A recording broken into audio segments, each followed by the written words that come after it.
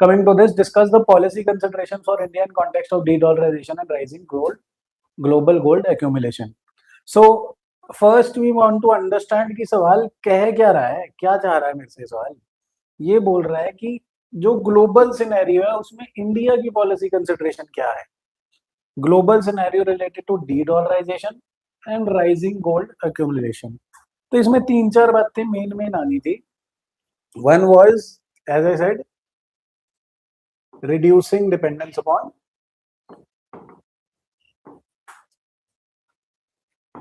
लिख लेना, पॉइंट बाद में काम आएंगे. reducing dependence upon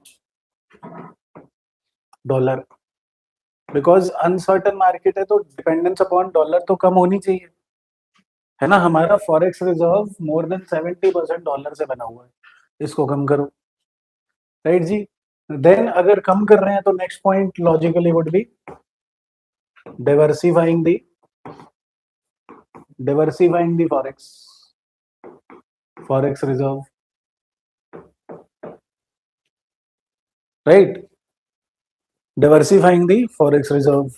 तीसरी बात जो अभी तक किसी ने नहीं मेंशन करी, steps towards internationalization of rupee.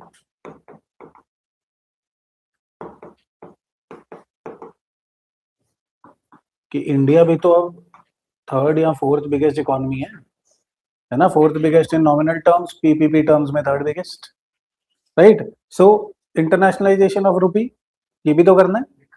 लिखा था, मैं पढ़ा नहीं, शायद मिस कर दिया. एनीहाउ इंटरनेशनलाइजेशन ऑफ रूपी करना चाहिए हमें. Then local currency swap agreements,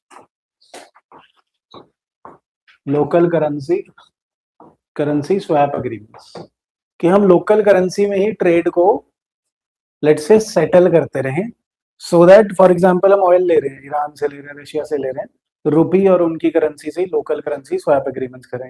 for definitely with hydro power with Bhutan, so local currency swap agreements हो गई. Then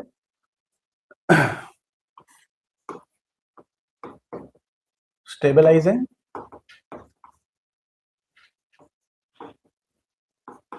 forex trade. India as a country भी तो फॉरेक्स में ट्रेड कर रहा है ना, कोई करेंसियां खरीद के बेच रहा है, एक्सेट्रा एक्सेट्रा. फॉरेक्स ट्रेड को भी स्टेबलाइज करना चाहिए हमें, राइट. देन गोल्ड की बात में प्रिवेंटिंग लीकेज ऑफ गोल्ड और reducing leakage of gold.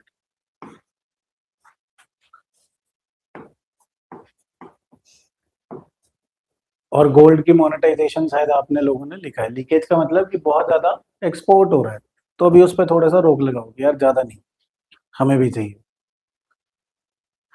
Right ji. So gold stability and monetisation of gold in India, कि उसको फाइनेंशियल सेक्टर में डालो कि लोग भी उसे रिजर्व की तरफ भेजें, right. These can be the types of points we can mention in this question. Further way forward भी लिख सकते हो अपना, resilient mechanisms for dealing with uncertainty, है ना. Then let's say enhancing the financial infrastructure in the neighboring countries, कि least financially integrated area हमारा south Asia जहाँ पे हम हैं, पाकिस्तान, बांग्लादेश, श्रीलंका, नेपाल, ये लीस्ट इंटीग्रेटेड है, तो EU की तरह हम भी कॉमन करेंसी रख सकते हैं. देन एनहांसिंग नेबरहुड हो गया, मल्टी, जैसे हमने गेटेड ग्लोबलाइजेशन देखा था, तो उसी में हम अपना फाइनेंशियल मैकेनिज्म्स को इंट्रोड्यूस कर सकते हैं. बिल्कुल, ई मनी इज गुड. एंड जो हमारा इसके साथ एक और चीज है, the central bank digital currency, CBDC को प्रमोट करा जा सकता है, जैसे हमने UPI को करा है ना. CBDC अगर सारी जगह चलता है तो इंटरनेशनलाइजेशन ऑफ रूपी को भी सपोर्ट करेगा. सही बात, सही बन जाएगा answer, no problem. And last में कंक्लूजन लिखते हुए IR वाले words, collaborated cautious trading on the policy balances. सही बात. अब I think we are able to contemplate and understand कि कैसे कैसे आंसर्स फॉर्म करने हैं.